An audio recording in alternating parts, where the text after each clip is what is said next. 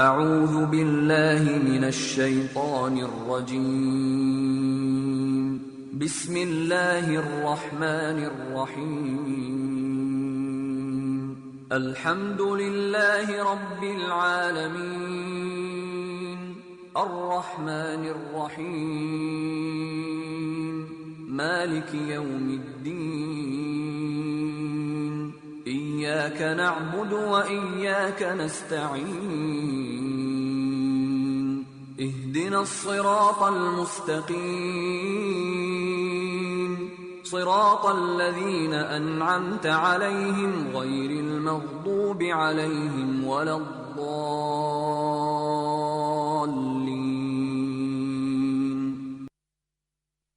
إن هذا القرآن يهدي للتي هي أقوم ويبشر المؤمنين الذين يعملون الصالحات أن لهم أجرا كبيرا. السلام علیکم ورحمۃ اللہ وبرکاتہ. امید ہے کہ آپ سب خیریت سے ہوں گے. آج انشاءاللہ تعالی ہم اپنی سیریز کے 13th سیشن کا آغاز کر رہے ہیں اور آج سے ہم کچھ غیر صالح خواتین کے حوالے سے گفتگو کریں گے. اس سے پہلے تک ہماری جو گفتگو رہی وہ رائٹیس ویمن کے حوالے سے تھی. آج سے نون رائٹیس ویمن کے حوالے سے بات ہوگی. نحمده ونصلي على رسوله الكريم اما بعد فاعوذ بالله من الشيطان الرجيم بسم الله الرحمن الرحيم رب اشرح لي صدري ويسر لي امري واحلل عقدة من لساني يفقهوا قولي رب زدني علما. قرآن مجید انسانیت کی رہنمائی کے لیے نازل کیا گیا ہے، اس لیے جہاں وہ نیک اور صالح مرد اور خواتین کی زندگیوں کے واقعات کو اہل ایمان کے لیے بطور مثال بیان کرتا ہے، وہیں وہ لوگ جو نیک راستے پر نہ چلے بلکہ انہوں نے معاشرے کے غلط طور طریقوں کا ساتھ دیا، ان کے بارے میں بات کر کے یہ واضح کرنے کی کوشش کرتا ہے کہ بد عقیدگی اور بد عملی کا نتیجہ کبھی بھی اچھا اور سود مند نہیں ہوتا. اس حوالے سے قرآن مجید میں بہت سی آیات موجود ہیں جو انسان کو واضح کرتی ہیں کہ اگر وہ اچھے عمل کرے گا اچھے نتائج حاصل کرے گا، اور اگر وہ برے اعمال کرے گا تو برے نتائج حاصل کرے گا. اس حوالے سے سورۃ آل عمران کی آیت نمبر 30 میں اللہ تعالیٰ کا ارشاد مبارک ہے، يوم تجد كل نفس ما عملت من خير محضرا وما عملت من سوء تود لو أن بينها وبينه أمدا بعيدا ويحذركم الله نفسه واللہ رؤوف بالعباد. جس دن ہر شخص اپنے اعمال کی نیکی اور اپنے اعمال کی برائی کو حاضر پائے گا تو وہ آرزو کرے گا کہ اے کاش اس میں اور اس برائی میں دور کی مسافت ہوتی. اور اللہ تمہیں اپنی ذات سے ڈراتا ہے اور اللہ اپنے بندوں پر نہایت مہربان ہے. تو اس آیت مبارکہ میں اشارہ ہے قیامت کے دن کی طرف، جب کہ ہر شخص، کل نفس، ہر نفس، خواہ وہ مسلمان ہے، خواہ وہ غیر مسلم ہے، خواہ وہ متقی ہے، خواہ وہ غیر متقی ہے، اس کے دل کی کیفیت کچھ ہے، اس کا عمل کوئی بھی ہے، ہر نفس جو ہے وہ مرد ہے یا وہ عورت ہے، سب کا عمل حاضر کیا جائے گا. ہر شخص اپنے اعمال کو دیکھے گا. نیک ہیں تو انہیں بھی دیکھے گا اور برے ہیں تو انہیں بھی دیکھے گا، لیکن برے اعمال دیکھ کر انسان اس دن افسوس کرے گا اور پچھتائے گا اور کہے گا کہ اے کاش اس میں اور اس برائی میں، یعنی وہ برائی جو اس نے دنیا میں کی، وہ برا عمل جو اس نے دنیا میں کیا، اس میں اور اس میں مسافت ہوتی، یعنی وہ اس دن نہ کرتا جب دنیا میں تھا۔ تو اللہ سبحانہ و تعالی نے قرآن مجید میں بار بار ہمیں یہ یاد دہانی کروائی ہے کہ ہم اپنے اعمال کے اوپر غور و فکر کریں اور مختلف واقعات، قصص، مثالیں اللہ تعالیٰ نے اسی لیے بیان کی ہیں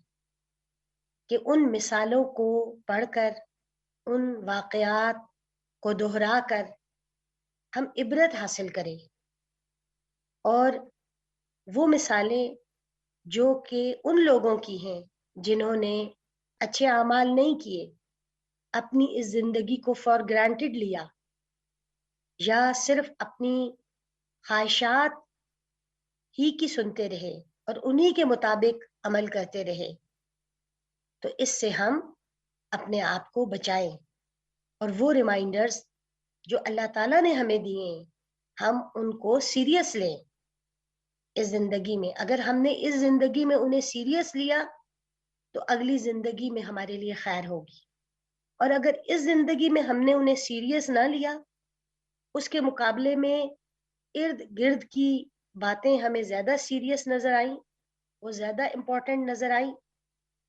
ان کو کرنا اس وقت ہمیں زیادہ پریورٹی نظر آیا، تو پھر اس دن ظاہر بات ہے کہ ہمارے سامنے ہمارے اعمال کی خیر نہیں ہو سکے گی، ہمارے اعمال کی برائی ہی سامنے آئے گی۔ قرآن مجید نے انسان کے لیے اسلام کو بطور ضابطہ حیات ترتیب دیا ہے، یعنی اسلام صرف چند ریچولز کا نام نہیں ہے، یہ پورا ایک لائف پیٹرن ہے، کوڈ آف لائف ہے،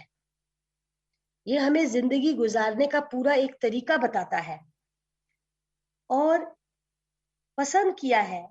کہ انسان اس طریقے کو اختیار کرے، اسلام کے طریقے کو اختیار کرے۔ اگر انسان اسے اختیار نہیں کرتا تو خواہ مرد ہو یا عورت، اس کے لیے خسارہ ہی خسارہ ہے۔ سورت آل عمران ہی کی آیت نمبر 85 میں اللہ تعالیٰ کا ارشاد ہے، ومن يبتغ غير الإسلام دينا فلن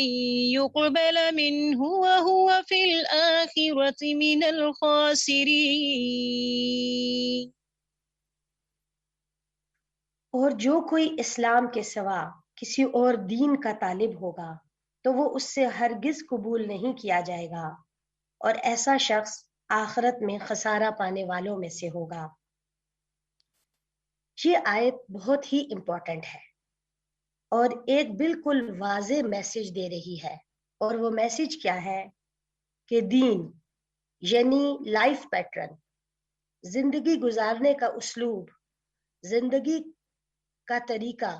اللہ کے ہاں اگر کوئی قابل قبول ہے تو وہ صرف اسلام ہے۔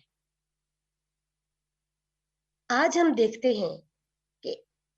کچھ لوگ تو ایسے ہیں جو باقاعدہ طور پر اسلام کے علاوہ دوسرے ادیان کو اختیار کرتے ہیں، وہ اسلام میں داخل ہی نہیں ہوتے،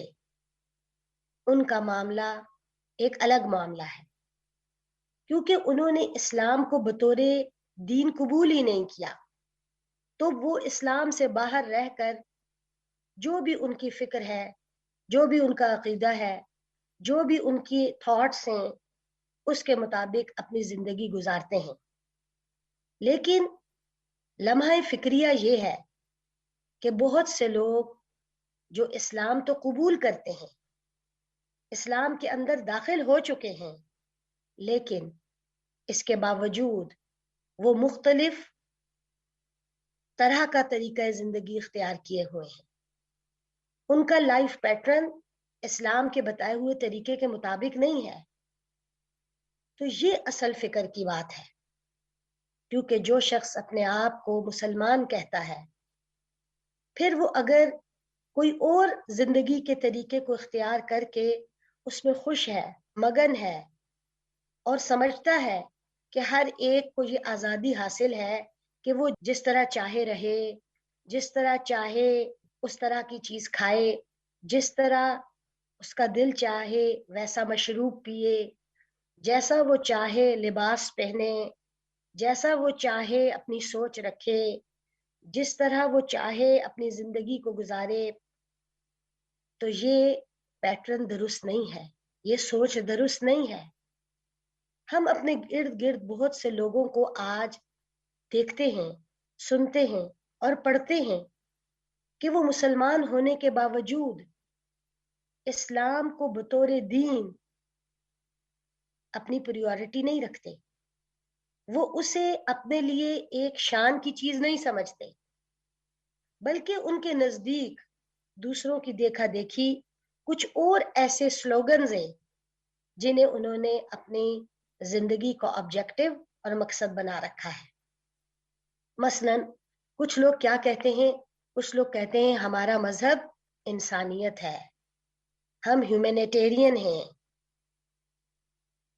کچھ کہتے ہیں ہمارا مذہب سوشلزم ہے، ہم سوشلسٹ ہیں. اسی طرح کچھ کہتے ہیں ہم فیمنسٹ ہیں، ہمارا مذہب فیمنزم کو پروموٹ کرنا ہے، اور اسی طرح کی بے شمار اور چیزیں بھی. تو ہمیں ایک مسلمان ہونے کی حیثیت میں یہ نہیں بھولنا چاہیے کہ انسانیت کی خدمت کرنا بہت اعلیٰ چیز ہے. اسی طرح معاشرے کے اندر لوگوں کا خیال رکھنا، ان کے حقوق کے حوالے سے کوشش کرنا، ان کے اوپر اگر ظلم اور زیادتیاں ہو رہی ہوں تو ان کو انصاف دلانے کی فکر کرنا، خواہ وہ مرد ہو خواہ وہ عورتیں ہوں، یہ بہت اچھی کوششیں ہیں، اور اسلام کبھی ان کوششوں سے روکتا نہیں ہے. خود ہمارے نبی صلی اللہ علیہ وسلم کی زندگی ہم سب کے لیے مثال ہے کہ آپ کس کس طرح سے انسانیت کے خیر خواہ رہے اور ان کے حقوق کے لیے کوشش کرتے رہے، اور اسلام کے احکامات میں اس چیز کو بہت ترجیح حاصل ہے. لیکن اس کا مطلب یہ نہیں ہے کہ ہم اسلام کو بطور دین اختیار کرنے، اسلام کے مزاج کو اختیار کرنے کے بجائے وہ مزاج اختیار کرنے شروع کر دیں جو غیر مسلموں کو تو سوٹ کرتے ہیں لیکن کسی بھی طرح کسی مسلمان کو سوٹ نہیں کرتے، کیونکہ اس کا اولین اور آخرین مقصد جو ہے وہ اس دین کے مطابق اپنی زندگی کو گزارنا ہے جو اللہ تعالیٰ نے اس کے لیے پسند کیا ہے. اور وہ کیا ہے؟ وہ صرف اسلام ہے. تو اسلام کے ساتھ جتنے بھی اچھے خیر کے کام ہیں، انسانیت کی بھلائی ہے، مردوں کو حقوق دلانا ہے، خواتین کو حقوق دلانا ہے، معاشرے کے اندر انصاف قائم کرنا ہے، وہ سب بہت اچھا ہے. لیکن اسلام کو سائڈ پر رکھ کر انسانوں کے بنائے ہوئے نظام کے مطابق ان چیزوں کو لے کر چلنا اور آگے بڑھانا یہ قابل قبول نہیں ہے اللہ کے ہاں. تو اس حوالے سے ہمیں اپنی سوچ کو بہت زیادہ درست کرنے کی ضرورت ہے. تو زندگی گزارنے کا وہی اسلوب اللہ کے ہاں پسندیدہ اور قابل قبول ہے جو شریعت نے طے کیا ہے، اور اس سے انحراف نقصان دہ ہے. یہ نقصان دنیا کا بھی ہے اور آخرت کا بھی ہے. اس لیے شریعت اہل ایمان کی یہ رہنمائی کرتی ہے کہ وہ اپنے ساتھ ساتھ اپنے خاندان اور گھر والوں کی بھی فکر کرے. اس حوالے سے سورۃ التحریم کی آیت نمبر 6 میں اللہ تعالیٰ کا ارشاد ہے، يا أيها الذين آمنوا قوا أنفسكم وأهليكم نارا وقودها الناس والحجارة عليها ملائكة غلاظ شداد لا يعصون الله ما أمرهم ويفعلون ما يؤمرون۔ اے اہل ایمان، اپنے آپ کو اور اپنے گھر والوں کو آگ سے بچاؤ، جس کا ایندھن آدمی اور پتھر ہیں، اور جس پر تند خو اور سخت مزاج فرشتے مقرر ہیں، جو اللہ ان کو حکم دیتا ہے اس کی نافرمانی نہیں کرتے، اور جو حکم وہ دیے جاتے ہیں اسے بجا لاتے ہیں۔ تو ایک مسلمان معاشرے کو قائم رکھنے کے لیے یہ بہت ضروری ہے کہ نہ صرف خود دین پر صحیح معنوں میں عمل کیا جائے، بلکہ اپنے ساتھ رہنے والوں، اپنے گھر والوں، اپنے خاندان، اپنے معاشرے، ان سب کو بھی اس کی طرف متوجہ کیا جائے اور ان کی اصلاح کی بھی کوشش ساتھ ساتھ کی جائے۔ اسی حوالے سے قرآن نے بھی یہی اسلوب اختیار کیا۔ تو جہاں قرآن نے غیر صالح مردوں کا ذکر کیا، وہاں غیر صالح خواتین کا بھی ذکر کیا ہے، اور دونوں کے ذکر کا مقصد کیا ہے کہ معاشرے میں سے خرابی اور برائی کو کم کیا جائے اور اچھائی اور خوبی کو اجاگر کیا جائے۔ قرآن مجید کے بیان کردہ یہ کردار بھی تمام انسانیت کے لیے ہر دور میں تذکیر اور یاد دہانی کا ذریعہ ہیں، اور ان کو پڑھ کر اور سمجھ کر ہر صاحب فکر یہ طے کر سکتا ہے کہ اسے کس راستے کی طرف جانا ہے، دنیا میں رہتے ہوئے کن رویوں سے خود کو بچانا ہے، تاکہ دنیا اور آخرت دونوں سنور سکیں۔ اس حوالے سے آج ہم جو پہلی گفتگو کریں گے وہ زوجہ نوح اور زوجہ لوط علیہم السلام کے حوالے سے ہوگی۔ قرآن مجید نے ان دو انبیاء کی بیویوں کو غیر صالح خواتین کے طور پر بیان کیا ہے۔ ان میں سے ایک حضرت نوح علیہ السلام کی بیوی تھیں اور دوسری حضرت لوط علیہ السلام کی بیوی تھیں۔ امام قرطبی رحمہ اللہ لکھتے ہیں، حضرت نوح علیہ السلام کی بیوی کا نام والہا تھا اور حضرت لوط کی بیوی کا نام والعہ تھا، اور یہ مقاتل کا قول ہے، جبکہ ضحاک نے حضرت عائشہ رضی اللہ تعالی عنہا سے یہ روایت نقل کی ہے کہ جبرائیل علیہ السلام نے نبی کریم صلی اللہ علیہ وسلم کے پاس آ کر بتایا کہ نوح علیہ السلام کی بیوی کا نام واغلہ تھا اور لوط علیہ السلام کی بیوی کا نام والہا تھا۔ بہرحال یہ جو روایات ہیں یہ بہت مستند درجے کی نہیں ہیں، اس لیے ان ناموں میں اختلاف پایا جاتا ہے، مگر مفسرین نے انہیں اپنی تفاسیر میں کوٹ کیا ہے، تو ہم اس سے ایک اندازہ ضرور لگا سکتے ہیں۔ قرآن مجید میں ان دو خواتین کا ذکر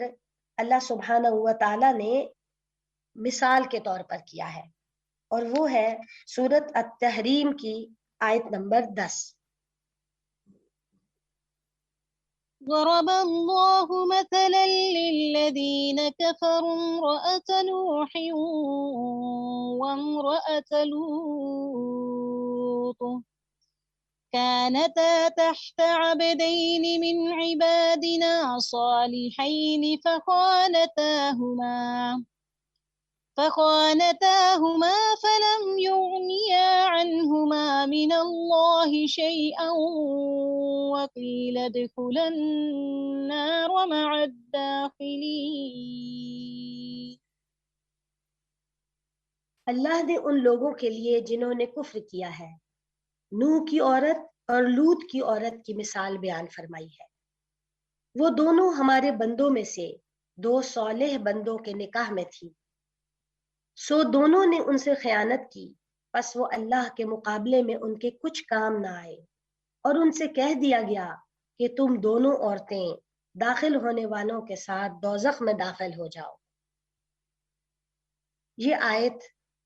بہت ہی خبردار کرنے والی، ڈرانے والی اور تنبیہ کرنے والی ہے کہ کس طرح دو انبیاء کی ازواج جب ان کے مشن کا حصہ نہ بنی، بلکہ ان کی سوچ، ان کی فکر اور ان کا عمل اس دعوت کے برعکس تھا جو وہ انبیاء دے رہے تھے، تو اللہ تعالیٰ نے ان خواتین کا انجام بھی ان لوگوں کے ساتھ کر دیا جنہوں نے ان انبیاء کی دعوت کو قبول نہیں کیا تھا۔ حضرت عبداللہ بن عباس رضی اللہ تعالیٰ عنہ فرماتے ہیں، کسی نبی کی بیوی کبھی بدکار نہیں رہی، ان دونوں کی خیانت دراصل دین کے معاملے میں تھی۔ انہوں نے حضرت نوح اور حضرت لوط کا دین قبول نہیں کیا تھا۔ حضرت نوح کی بیوی اپنی قوم کے جباروں کو ایمان لانے والوں کی خبریں پہنچایا کرتی تھی، اور حضرت لوط کی بیوی اپنے گھر میں آنے والے مہمانوں کی اطلاع اپنی قوم کے بدعمال لوگوں کو دیا کرتی تھی۔ اسی طرح حضرت عبداللہ بن عباس سے مختلف مفسرین نے یہ روایت کیا ہے کہ آیت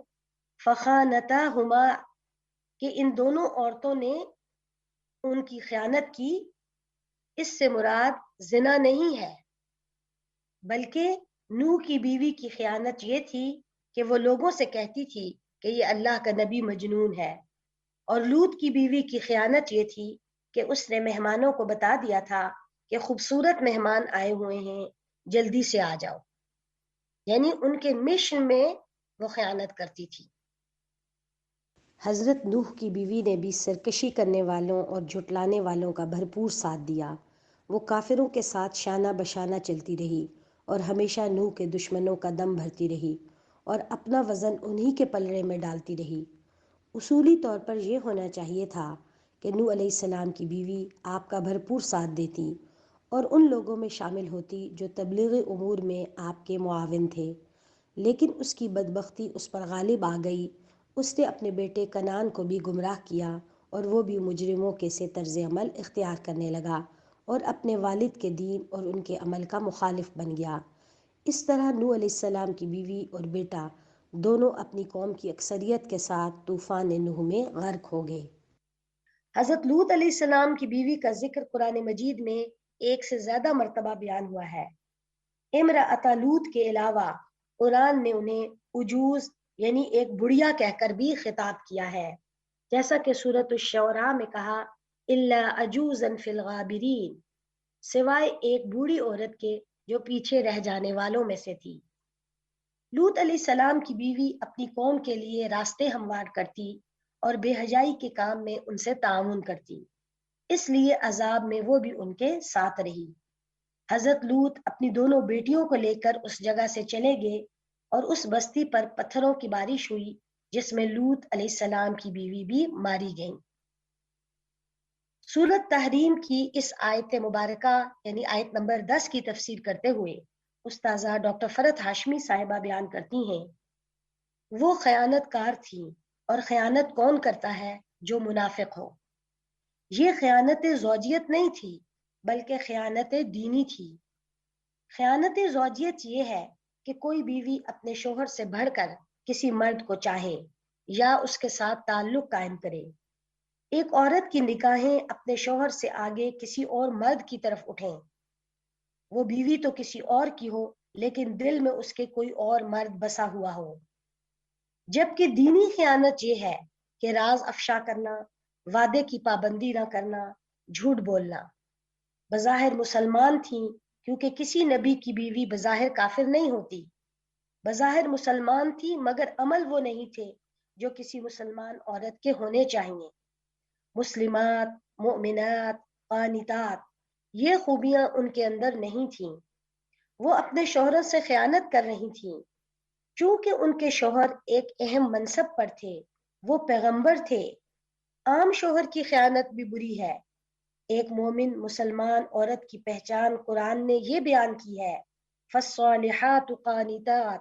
حافظات للغیب بما حفظ اللہ۔ اور اگر شوہر پیغمبر ہو تو اور بھی زیادہ حفاظت کی ضرورت ہے۔ عام عورتوں میں یہ خرابی موجود ہے کہ شوہروں کے راز فاش کر دینا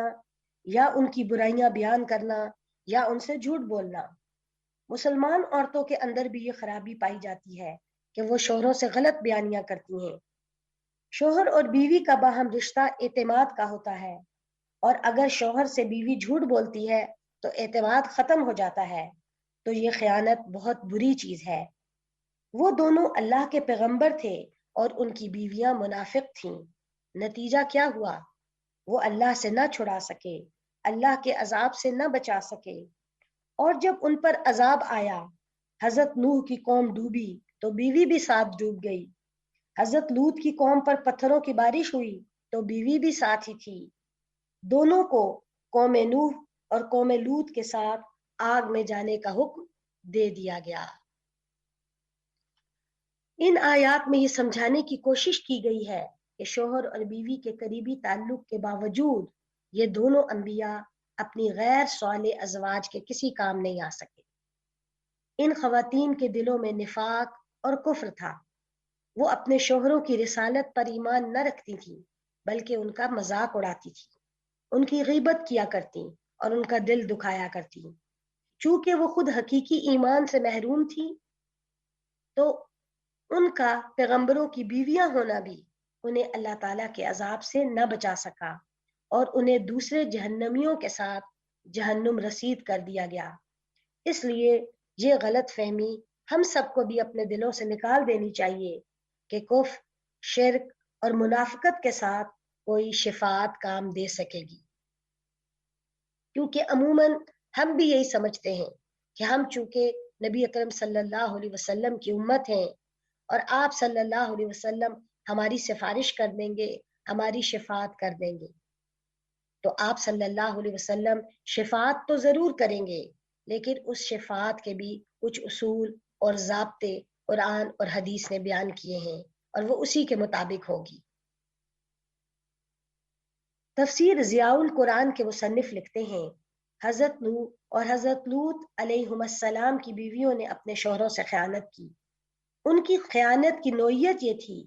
کہ ان کے دلوں میں نفاق کوٹ کوٹ کر بھرا ہوا تھا۔ حضرت لوط کی بیوی آپ کو مجنوں اور دیوانہ کہتی۔ حضرت لوط کی بیوی آپ کے دشمنوں کے ساتھ ملی ہوئی تھی۔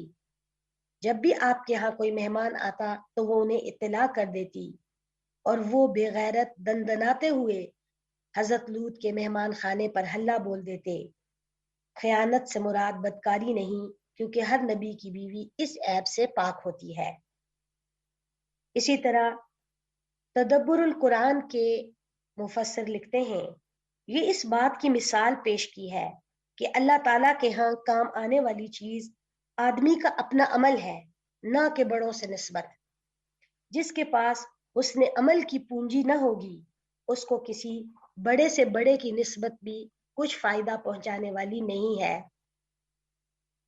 اسی لیے فرمایا کہ نوح اور لوط کی بیویاں ہمارے دو نیک بندوں کے نکاح میں تھیں،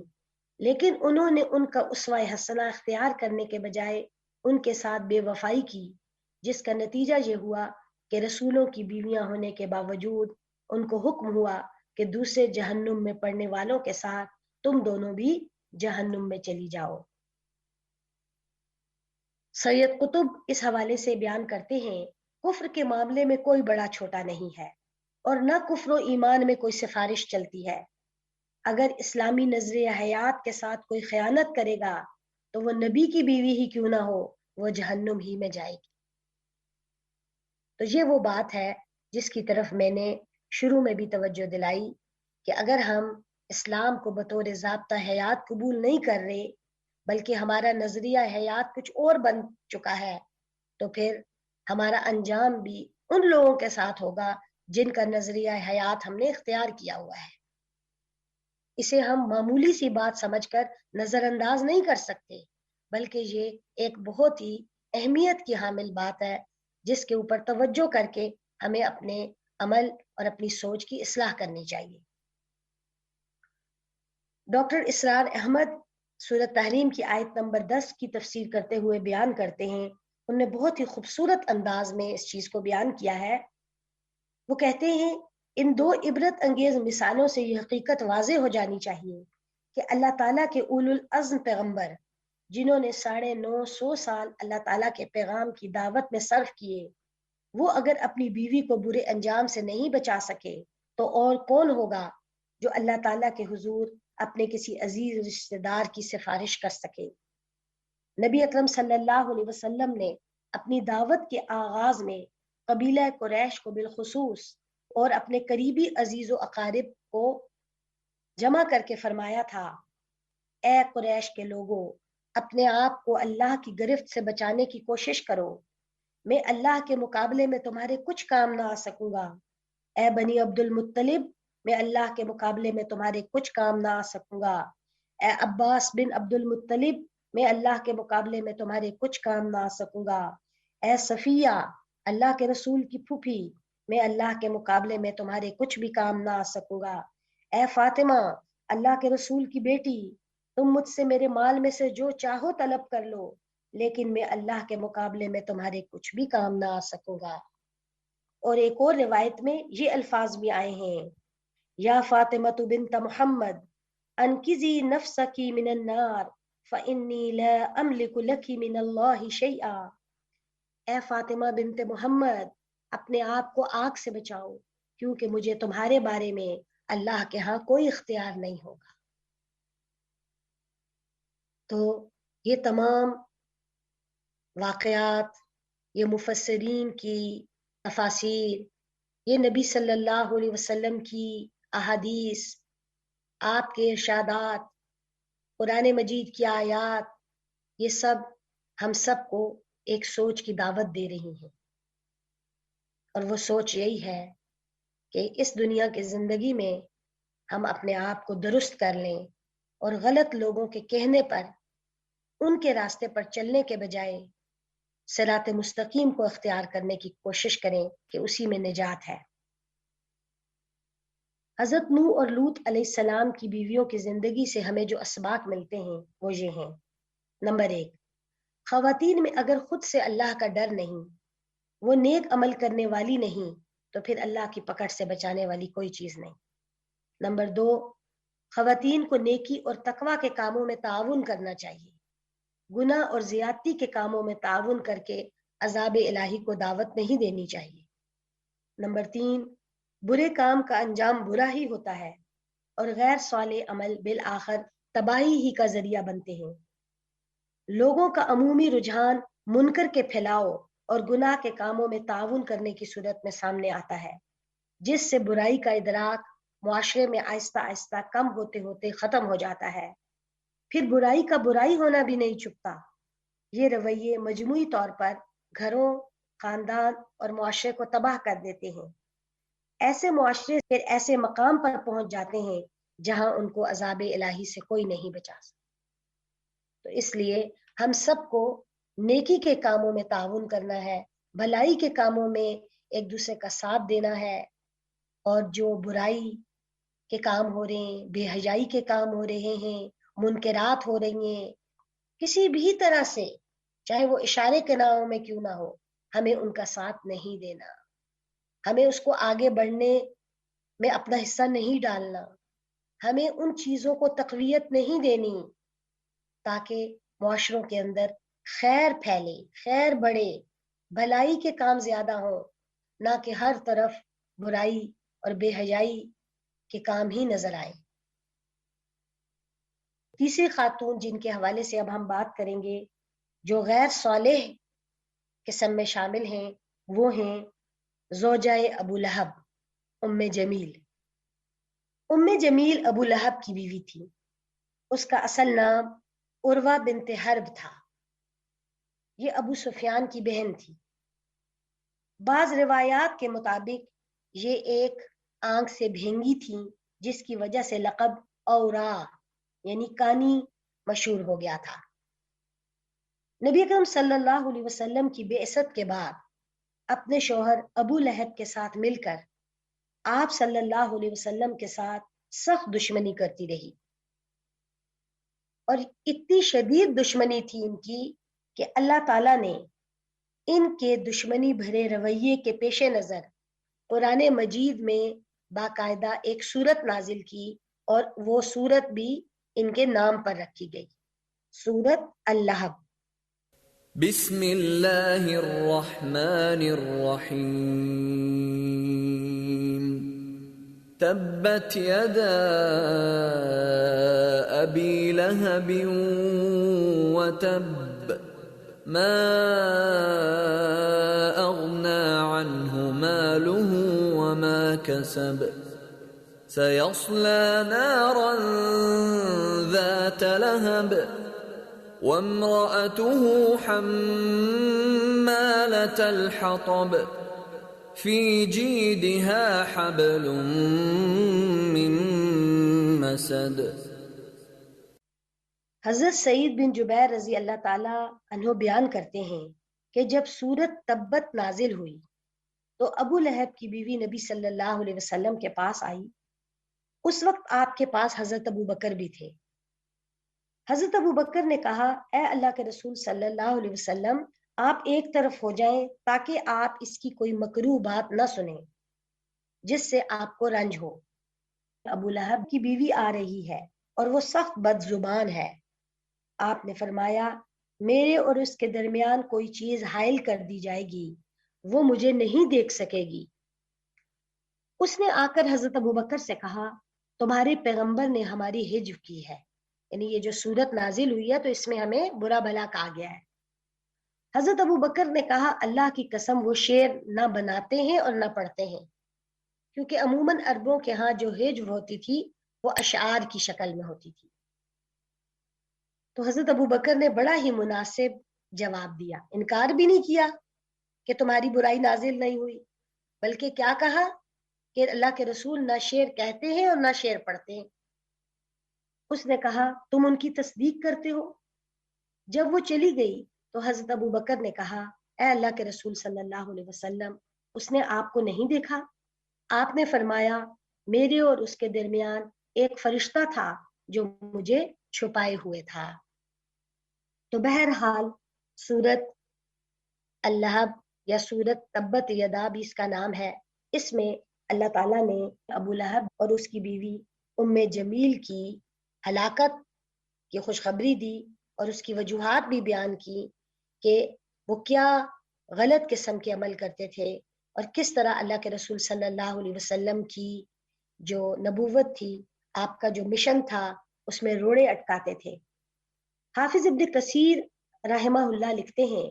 ام جمیل اپنے خاوند ابو لہب کی مدد سے اس کے کفر و عناد اور نبی کریم صلی اللہ علیہ وسلم کے خلاف کوششوں میں بھرپور حصہ لیا کرتی تھی، اس لیے وہ قیامت کے دن اپنے شوہر ابو لہب کو دیے جانے والے عذاب میں بھی اس کی پوری مددگار ہوگی۔ یہاں پہ بھی جیسا عمل ہے ویسا نتیجہ ہے، اسی لیے اللہ تعالیٰ نے اس کے بارے میں فرمایا، وَامْرَأَتُهُ حَمَّالَةَ الْحَطَبِ فِي جِيدِهَا حَبْلٌ مِّن مَّسَدٍ، اور اس کی بیوی جو ایندھن اٹھائے پھرتی ہے اس کی گردن میں مضبوط بٹی ہوئی رسی ہوگی۔ حمالۃ الحطب کے حوالے سے مفسرین نے مختلف معنی بیان کیے ہیں۔ مفسر ابن کثیر لکھتے ہیں، یعنی وہ عورت لکڑیاں اٹھا اٹھا کر لائے گی اور اپنے شوہر ابو لہب کے ارد گرد بھڑکنے والی آگ پر پھینکتی جائے گی تاکہ اس کو اور زیادہ تکلیف پہنچے۔ یہ عورت اس وقت اس کام کے لیے ہر وقت مستعد رہے گی، کیونکہ یہ دنیا میں بھی اپنے شوہر کے ساتھ تھی، اگرچہ اس وقت وہ اس کی برائی میں اس کی شریک تھی، تو آخرت میں اس کو ملنے والے عذاب میں بھی شامل رہے گی۔ تفہیم القرآن کے مصنف لکھتے ہیں، حضرت عبداللہ بن عباس، ابن زید، ضحاک اور ربی بن انس کہتے ہیں کہ وہ راتوں کو خاردار درختوں کی ٹہنیاں لا کر رسول اللہ صلی اللہ علیہ وسلم کے دروازے پر ڈال دیتی تھی، اس لیے اس کو لکڑیاں ڈھونے والی کہا گیا۔ اسی طرح قتادہ، اکرمہ، حسن بصری، مجاہد اور سفیان ثوری رحمہم اللہ کہتے ہیں کہ وہ لوگوں میں فساد ڈلوانے کے لیے چغلیاں کھاتی پھرتی تھی، یعنی نبی صلی اللہ علیہ وسلم کے بارے میں جا کر لوگوں میں غلط باتیں پھیلاتی تھی، اس لیے اسے عربی محاورے کے مطابق لکڑیاں ڈھونے والی کہا گیا، کیونکہ عرب ایسے شخص کو جو ادھر کی بات ادھر لگا کر فساد کی آگ بھڑکانے کی کوشش کرتا ہو لکڑیاں ڈھونے والا کہتے ہیں۔ اس محاورے کے لحاظ سے حمالۃ الحطب کے معنی ٹھیک ٹھیک وہی بنتے ہیں جو اردو میں بی جمالوں کے ہیں۔ سعید بن جبیر کہتے ہیں کہ جو شخص گناہوں کا بوجھ اپنے اوپر لاد رہا ہو اور اس کے متعلق عربی زبان میں بطور محاورہ کہا جاتا ہے فلاں شخص اپنی پیٹھ پر لکڑیاں لاد رہا ہے، پس حمالۃ الحطب کے معنی ہے گناہ کا بوجھ ڈھونے والی۔ ایک اور مطلب مفسرین نے اس کا یہ بیان کیا ہے کہ یہ آخرت میں اس کا حال ہوگا، یعنی وہ لکڑیاں لا لا کر اس آگ میں ڈالے گی جس میں ابو لہب جل رہا ہوگا۔ اس کی گردن کے لیے جید کا لفظ استعمال کیا گیا جو عربی زبان میں ایسی گردن کے لیے بولا جاتا ہے جس میں زیور پہنا گیا ہو۔ سعید بن المسیب، حسن بصری اور قتادہ رحمہم اللہ کہتے ہیں کہ وہ ایک بہت قیمتی ہار گردن میں پہنتی تھی اور کہا کرتی تھی کہ لات اور عزا کی قسم، میں اپنا یہ ہار بیچ کر اس کی قیمت محمد کی عداوت میں خرچ کروں گی صلی اللہ علیہ وسلم۔ اسی بنا پر جید کا لفظ یہاں بطور طنز استعمال کیا گیا کہ اس مزین گلے میں جس کے ہار پر وہ فخر کرتی تھی دوزخ میں رسی پڑی ہوئی ہوگی۔ استغفر اللہ۔ اور یہ جو اس کو سزا ملے گی اس کے عمل کے حساب سے، اس کی مناسبت کے بارے میں مولانا امین احسن بیان کرتے ہیں، اس میں عمل اور نتیجہ عمل میں موافقت کی طرف اشارہ ہے کہ جس ہار کو پہن کر وہ دنیا میں اتراتی تھی، قیامت کے دن وہ موٹی رسی کی شکل میں بدل جائے گا، جس کے سبب سے اس کی مثال اس لونڈی کی سی ہو جائے گی جو گلے میں رسی ڈال کر لکڑیاں چننے جا رہی ہو۔ اسی طرح استاذہ فرحت ہاشمی بیان کرتی ہیں، یہ ہے انجام نبی اکرم صلی اللہ علیہ وسلم کے ایک قریبی رشتہ دار کا، جس نے صرف اللہ کا نام پہنچانے کی وجہ سے آپ صلی اللہ علیہ وسلم سے دشمنی رکھی۔ اس میں ہم سب کے لیے ایک بہت بڑی عبرت ہے کہ اصل قوت اللہ کی ہے۔ کوئی شخص اپنے مال یا اولاد یا بیوی کے بلبوتے پر کسی کا کچھ نہیں بگاڑ سکتا، اور اگر وہ ایسا کرتا ہے یا ایسا کرنے کی کوشش کرتا ہے تو وہ اپنی ہی عاقبت برباد کرتا ہے۔ تو ابو لہب کی بیوی کے ذکر سے مقصود یہاں اس کی مذمت اور حجب کر کے دل کو تسلی دینا نہیں ہے صرف، بلکہ اصل مقصود لوگوں اور خصوصی طور پر عورتوں کو اس کے انجام سے عبرت دلانا ہے کہ ایک بگڑی ہوئی عورت کس طرح اپنی تباہی کا سامان بھی کرتی ہے اور اپنے شوہر اور اپنی اولاد کی تباہی کا بھی۔ قرآن نے مردوں کے پہلو بے پہلو عورتوں کا ذکر اسی لیے کیا ہے کہ ہر طبقہ اپنے طبقے کے لوگوں کے حال اور انجام سے زیادہ بہتر طور پر سبق حاصل کر سکتا ہے۔ تو یہاں پر ام جمیل کی زندگی سے ہمیں کیا اسباق ملتے ہیں؟ وہ کچھ یوں ہیں۔ نمبر 1، ابو لہب اور اس کی بیوی ام جمیل نے جو اسلام دشمنی اختیار کی، اس کی وجہ سے عبرت انگیز انجام کی نوید انہیں سنائی گئی، اس لیے اسلام دشمنی سے بچنے کی ضرورت ہے۔ نمبر 2، وہ جان اور وہ مال جو اللہ کا دیا ہوا ہے اسے اللہ ہی کے راستے میں خرچ کر کے اس کا اصل حق ادا کرنے کے بجائے اسے اللہ کے راستے سے روکنے میں خرچ کر کے اپنے لیے وبال ہی کمایا جا سکتا ہے۔ وہ لوگ جو اہل ایمان کو ایذا دینے کی کوشش کرتے ہیں اور انہیں کسی نہ کسی طرح نقصان پہنچانے کے درپے رہتے ہیں، ان کے لیے ام جمیل کی زندگی میں بہت عبرت ہے۔ نمبر 3، سورت اللہب میں بیان کردہ سزا میں ہر اس شخص کے لیے وعید ہے جو اللہ کے نبیوں یا اللہ کے دین کا کام کرنے والوں کو دکھ اور تکلیف پہنچانے کا سبب بنتا ہے اور ان کے راستے میں روڑے اٹکانے کی کوشش کرتا ہے، تو اسے چاہیے کہ وہ اپنے ایسے اعمال سے باز رہے، کیونکہ اللہ سبحانہ و تعالی نے سورۃ الاحزاب کی آیت نمبر 57 اور 58 میں فرمایا ہے، ان الذین یؤذون اللہ ورسولہ لعنہم اللہ فی الدنیا والآخرہ وأعد لهم عذابا مہینا والذین یؤذون المؤمنین والمؤمنات بغیر ما اکتسبوا فقد احتملوا بہتانا وإثما مبینا۔ جو لوگ اللہ اور اس کے رسول کو دکھ پہنچاتے ہیں اللہ نے ان پر دنیا میں بھی لعنت فرمائی اور آخرت میں بھی، اور ان کے لیے رسوا کرنے والا عذاب تیار کر رکھا ہے۔ اور جو لوگ مومن مردوں اور عورتوں کو ان کے کسی قصور کے بغیر دکھ پہنچاتے ہیں تو انہوں نے بہتان اور سری گناہ کا بار اٹھایا ہے۔ تو اہل ایمان، مسلمان، متقی، نیک افراد کو نیچا دکھانے کے لیے، ان کے طریقے میں خرابیاں تلاش کرنے کے لیے جو لوگ کوشاں ہیں اور اپنی غلط کاریوں کو اور اپنے غلط کاموں کو بڑھا چڑھا کر معاشرے میں پھیلانے کی کوشش میں لگے ہوئے ہیں، ایسے سب لوگوں کو قرآن مجید ان مثالوں کے ذریعے تنبیہ کر رہا ہے کہ انہیں باز آ جانا چاہیے اور انہیں اس طرح کے فساد سے جو پورے معاشرے کے اندر خرابی پیدا کرنے کا سبب ہے اس سے بچنا چاہیے، اس بگاڑ سے بچنا چاہیے۔ تو اللہ تعالیٰ سے دعا ہے کہ اللہ تعالیٰ ان غیر صالح کرداروں کی جو کمزوریاں ہیں اور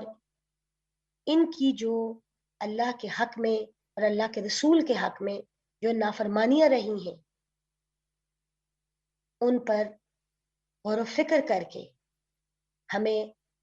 ہماری اصلاح کی توفیق عطا فرمائے، کیونکہ آج کی اصلاح کل کی خیر ہے اور آج کا اگنور کر دینا کل کا شر ہے۔